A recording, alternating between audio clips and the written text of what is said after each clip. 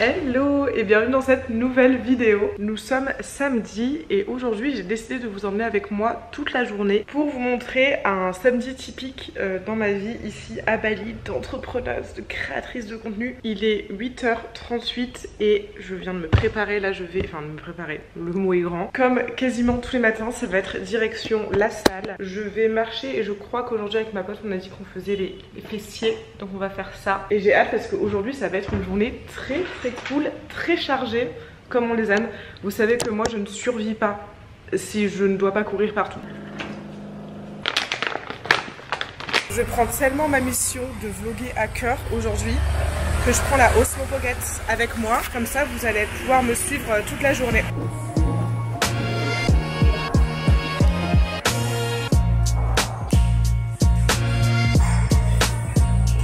Nous voilà à la maison, je vais préparer mon petit déj en parlant parce que là je vais faire un malaise, j'ai trop faim. Quelle heure est-il?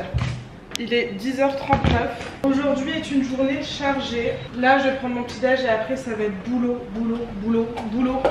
jusqu'à 13h30. J'ai pas mal de choses à faire et pas beaucoup de temps. Je vais avoir 2h30 à peu près, donc ça va être focus derrière l'ordinateur, rien de très sexy. Rien de très glamour, je suis désolée. Mais après je vais me rattraper parce que à 14h j'ai quelque chose, j'ai rendez-vous pour un truc que je ne fais jamais. Je vais aller chez le coiffeur. Oui, je vais pas me couper les cheveux. Non. Je vais me faire un petit soin hydratant, détox, tadada. C'est pour ça que le calcul est pas là. Mes cheveux ils sont dégueulasses, ils sont gras à la racine, secs aux pointes, mais j'ai pas envie de me les laver vu que je vais chez le coiffeur. Quand je rentre, je crois que j'ai 2 appels découverts, donc des filles qui veulent potentiellement rejoindre Impact. Il faut que je filme mon contenu TikTok pour la semaine et après on sort. Et on sort tôt parce qu'on sort à Savaya. Donc c'est dans une autre ville, c'est dans le sud de Bali, à Uluwatu. Et j'aime trop cet endroit et ça fait trop longtemps que j'ai pas été. Voilà, je vais vous emmener avec moi toute la journée parce que je me suis dit c'est une bonne journée équilibrée. Sport, travail, soirée, la vie à Bali. Pendant que mes œufs sont en train de cuire, je voulais vous dire que j'ai pris une nouvelle résolution. C'est quelque chose que je faisais à un moment donné et que j'ai complètement arrêté de faire. Et ça va dans une résolution plus grande, c'est d'avoir une meilleure morning routine. C'est-à-dire que j'avais vraiment une période de ma vie où je faisais méditation, visualisation, pas de téléphone, pas de réseaux sociaux, je sais pas pourquoi j'ai arrêté. J'ai décidé de redevenir la personne que j'étais et là j'ai décidé d'arrêter. Ce matin je me suis levée, j'ai fait ma petite... Vraiment quand je dis méditation, pensez pas que je suis comme ça pendant 1 heure, je ne peux pas. C'est juste, je mets des vidéos de genre 5-10 minutes où juste voilà, je commence la journée de la bonne façon, visualisation hyper important, je kiffe. Et surtout ce que je voulais vous dire c'est que j'ai pas encore touché, alors à mon téléphone si, mais pas à mes réseaux sociaux et il est bientôt 11h donc je suis fière de moi. En fait je me dis j'ai aucune excuse, j'ai aucune raison d'être sur les réseaux sociaux avant techniquement 14h. Parce que 14h à Bali c'est 7h ou 8h ça dépend en France. Et en fait c'était vraiment un truc que je faisais dès que je me réveillais, j'ouvrais TikTok mais pourquoi s'infliger cette douleur dès le matin quoi? Tu vois des gens complètement chez-père, complètement débiles. Tu vois aussi la vie des autres. Et en fait c'est sympa la vie des autres, j'adore scroller sur les réseaux sociaux, ne vous méprenez pas. Mais est-ce que j'ai besoin de savoir ce que l'influenceuse elle a fait la journée d'hier? Avant moi-même de commencer ma journée? Non. Donc vraiment essayez, je vous jure que ça change la vie de ne pas aller sur les réseaux sociaux dès le matin, dès le réveil. Là j'ai fait mon truc, j'ai fait mon sport et tout. Et pendant mon petit déj je vais quand même scroller.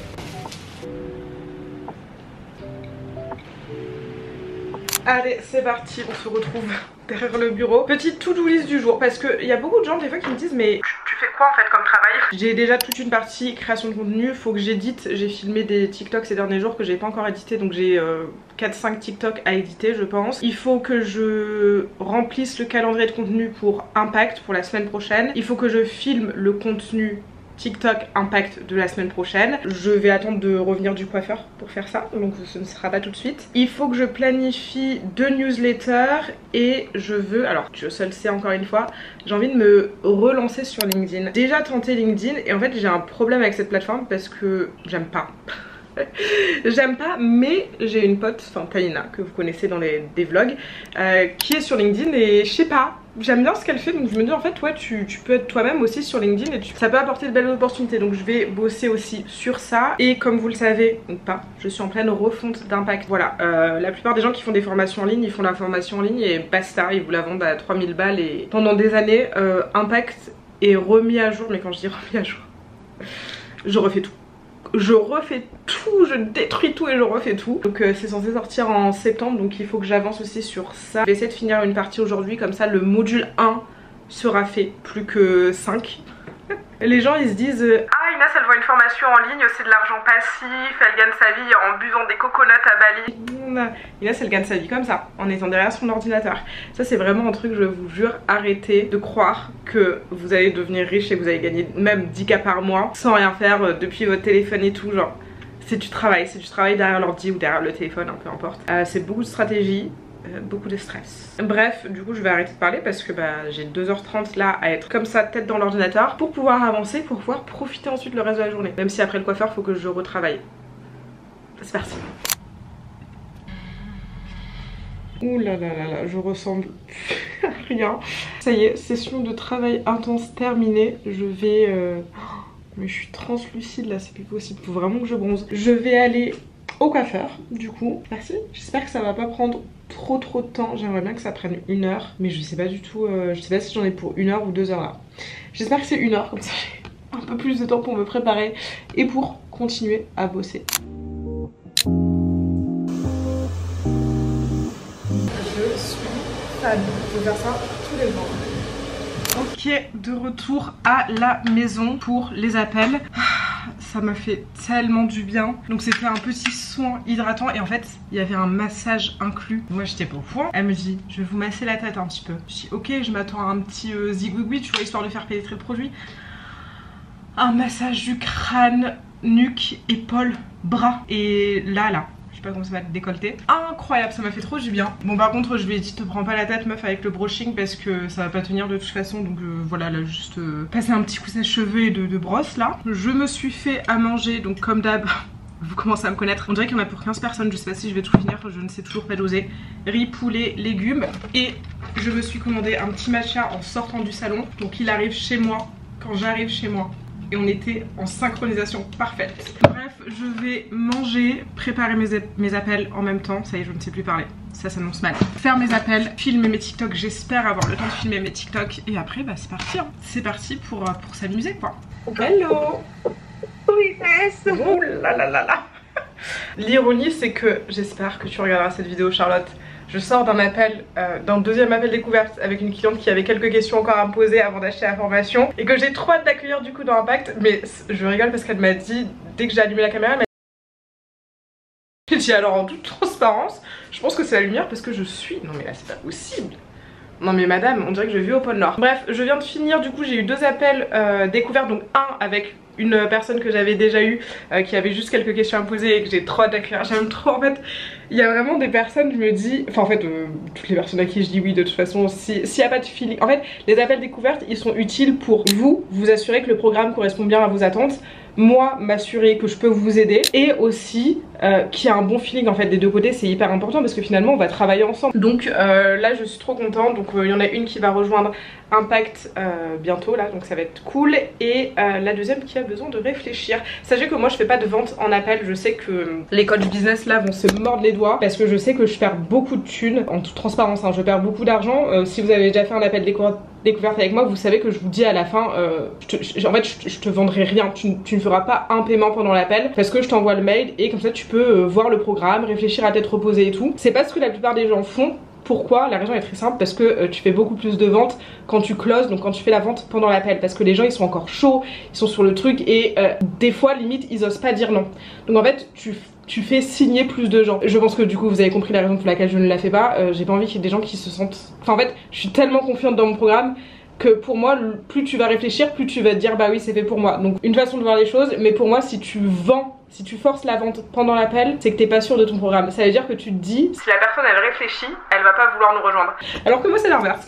Bref, là je vais me préparer et je voulais juste vous montrer, j'ai fait une catastrophe. J'ai fait tomber ma caméra, mais elle ne tient qu'à un fil. Dans mon dernier clip, j'espère qu'il s'est enregistré. Je vous disais que j'avais fait tomber ma caméra. J'ai fini mon clip, elle s'est cassée. Genre elle s'est éteinte, elle a dit non c'est fini Inès avec tes bêtises. En fait c'est la, vous savez la caméra avec le flip screen. Bah voilà, bah alors là je viens, c'est de pire en pire, chaque seconde c'est pire que la précédente. En fait quand je vous filmais, elle était rattachée que à un fil, donc là littéralement il y avait un fil qui reliait. Et bah là voilà ma caméra. Écoutez, voilà, il n'y a rien que je puisse faire maintenant, donc on va pas pleurnicher sur son sort, c'est tant pis pour moi, j'avais qu'à être à droite. Après, ça fait, sachez que je suis une personne très maladroite, je casse tout, donc ça fait des années que je l'ai, hein. Donc c'est déjà une victoire pour moi. Je vais voir si je pourrais la réparer la semaine prochaine, mais en attendant, on va se préparer et on va filmer les TikTok. J'ai déjà mon petit trépied qui m'attend, c'est parti. Est-ce que vous reconnaissez ce setup? Le setup des TikTok? Les amis, j'ai la fierté, j'ai l'honneur, j'ai le soulagement de vous annoncer que j'ai fini tout mon travail, j'ai filmé les TikTok, je suis prête. Ça y est là, je suis même en tenue de soirée, en tenue de sortie, en tenue de feu. Tout mettre sur le Notion, parce que oui, quand c'est fini, il y en a encore. On n'arrête jamais de travailler par ici. Je vais tout mettre sur le Notion et puis je vais attendre ma copine. Et puis on va prendre la voiture, et puis on va aller faire la fête, j'ai trop hâte. Les copains, enfin la copine. Et là, on va filmer des TikTok. Voilà. Et après, c'est parti. Je vous emmène avec moi de toute façon. J'ai cette caméra, donc tout va bien. Je commence à filmer maintenant juste parce qu'il y a le sunset et que je me dis peut-être j'aurais l'air plus bronzée. C'est parti, on décolle, la voiture nous attend. Et c'est parti pour 1h30, une bonne heure 30 de route avant d'arriver à la soirée. Franchement, on va la mériter hein, cette soirée, je vous le dis. Et regardez, parce qu'on a un petit sunset là. Regardez-moi cette beauté. Vraiment, vive Bali. Pour vous expliquer un petit peu la situation avec la voiture, parce qu'on va dans un endroit et c'est quelque chose qui est très récurrent à Bali. C'est dans les endroits un peu très touristiques, les endroits de soirée et tout. Typiquement là on va, Savaya. C'est-à-dire que quand tu sors de Savaya, il est, je sais pas, peut-être 11h, minuit, 1h pour les plus fous d'entre nous. Et en fait, c'est un peu isolé. C'est-à-dire que tu dois marcher au moins 20 minutes pour atteindre la grande route. Et du coup, ils ont ce qu'on appelle un peu la mafia des taxis. Donc, tu peux pas commander un Uber d'ici. Donc, Uber d'ici, c'est Grab, Gojek. Tu peux pas commander de là-bas parce que ils vont t'empêcher de les prendre. Donc, ou tu dois marcher 20 minutes, ou tu fais comme nous. On prend un chauffeur, en fait, à chaque fois qu'on va à Savaya. Donc, ça fait longtemps, mais à chaque fois qu'on va à Savaya, on prend un chauffeur donc qui nous conduit vers là où on habite, donc de Canggu à Savaya, à Uluwatu. Il nous conduit, il attend là-bas et dès qu'on est prête à partir, on lui envoie un message et il vient nous chercher, il nous reconduit. C'est un peu plus cher.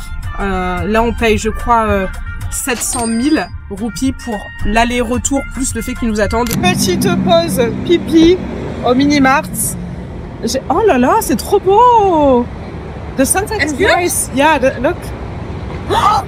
I know! Like on the way to the plane. I'm so scared. Oh no, it's pretty clean. But on vient d'arriver. Oula, vous ne me voyez absolument pas. On vient d'arriver à Savaya, c'est juste là. On a fait une erreur stratégique. C'est qu'on a commencé à parler indonésien au chauffeur et maintenant il nous parle genre Uli indonésien. Sauf que on connaît les bases. Vous le savez si vous suivez les vlogs. Je connais les bases, je sais parler. Mais de là à avoir une conversation complètement naturelle, non. Donc là c'est un petit peu, j'essaie de capter les mots et on va s'en sortir.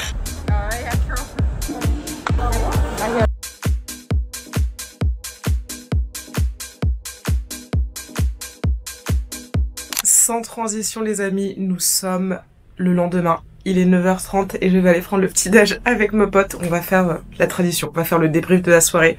C'était trop cool. En tout cas, j'espère que ce petit vlog complètement honnête sur une journée dans ma vie à Bali vous a plu. Pense bien à t'abonner pour ne rien rater et on se dit rendez-vous mercredi prochain pour une nouvelle vidéo.